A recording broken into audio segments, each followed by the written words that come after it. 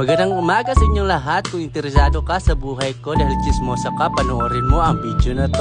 Wahahay! So ngayon nga po ay naghihintay na po kami dito sa labas ng aming bahay para antayin yung mga pinsan, kamag-anak at kaibigan para mag-jogging. Kagabi pa nga lang ay nag-usap-usap na kami para maaga kami gigising para pumunta sa Antipolo. Yun nga lang po at marami sa amin ang hindi nakasama dahil sa hindi po sila nagising ng maaga. So ngayon kami lang 5 ang nakapunta sa Antipolo. So ano nga po at nauna na yung isa namin kasama at ako yung nag-video. At andito nga po yung tatlo at parang tuwang-tuwa po sila kung paano sila mag-jogging patalikod. So ayun na nga po at kung nakikita nyo yung isa ay umarangkada na ng mabilis at ang dalawa naman ay sumusunod. Ewan ko nga lang kung makakabot pa sila dun sa taas.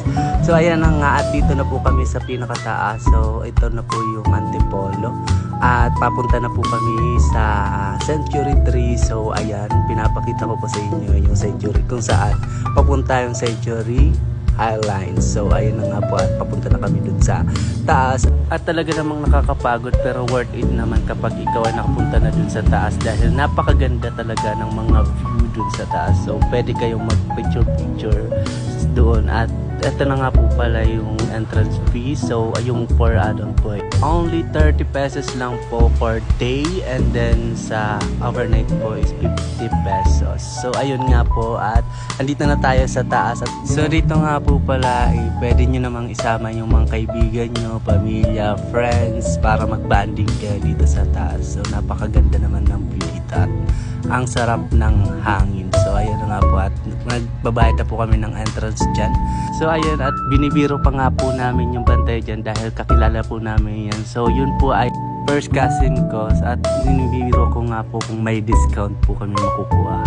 So ayan na nga po is nagpabidyo sa akin yung tatlo naming pinsan. So ayan para maging aesthetics naman daw po siya na dun sa my heart. So ayan na nga po is papakita ko sa inyo yung ganda ng view dito sa taas. As you can see na makikita nyo yung vulkan.